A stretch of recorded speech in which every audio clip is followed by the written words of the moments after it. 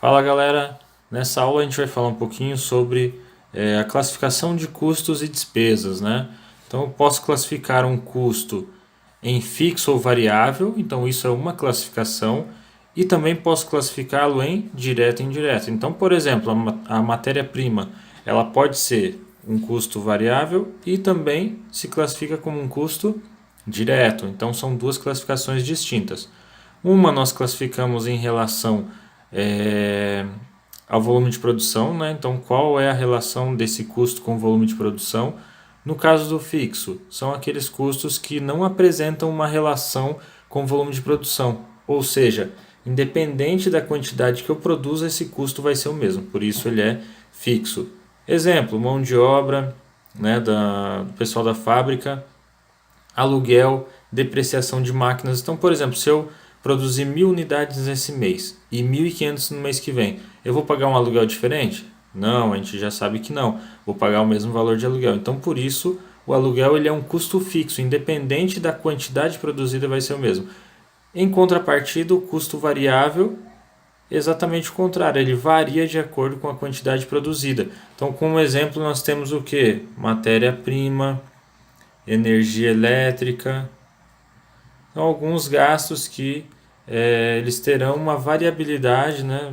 Terão variância aí de acordo com a quantidade produzida. Tranquilo? E aí outra classificação é em relação à aplicação no produto. Então eu posso classificar esse custo também em direto e indireto. Quando um custo é direto? Quando eu consigo mensurar de maneira fácil no produto. Via de regra nós temos 4 tipos de custos diretos. São eles matéria-prima, mão de obra direta, materiais diretos, que eu posso utilizar lá no meu processo produtivo, e material de embalagem. Então, via de regra, são esses 4 os custos diretos envolvidos no processo produtivo. E o restante são indiretos. Quais são os custos indiretos? São aqueles que eu não consigo mensurar.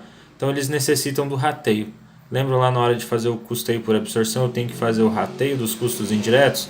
Por conta disso, porque eu não consigo mensurar em uma unidade de produto o quanto eu gasto daquele custo indireto, como por exemplo, energia elétrica. Eu consigo mensurar em uma unidade de produto quanto eu gasto de energia elétrica? Fica difícil, né? Então, por isso, há necessidade de fazer um rateio. Se eu produzo 4 tipos de produtos diferentes na minha empresa, com dimensões diferentes, claro que eu preciso fazer um rateio proporcional, né, a um critério que eu utilize. Então, por isso que o custo indireto eu não consigo mensurar de maneira fácil. Eu tenho que fazer um rateio para ratear esse custo indireto para vários produtos que eu produzo lá na minha linha de produção. Tranquilo? Por fim, a gente viu a classificação de despesa, que ela pode ser fixa ou variável. Quando uma despesa é fixa, e aí o que a gente avalia, né, em relação para classificar se ela é fixa ou variável?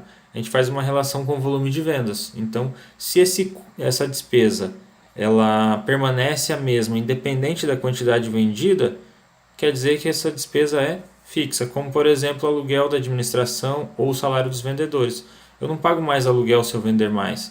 Eu não pago mais salário se eu vender mais. Não confundam salário com comissão, que a gente vai falar aqui no custo variável. Então, custo variável, ou a despesa variável, desculpa, ela varia de acordo com o volume de venda, que eu coloquei produção, mas é venda. Então, vai variar de acordo com o volume de venda, como por exemplo, comissões de venda. Então, o salário do vendedor é um salário fixo.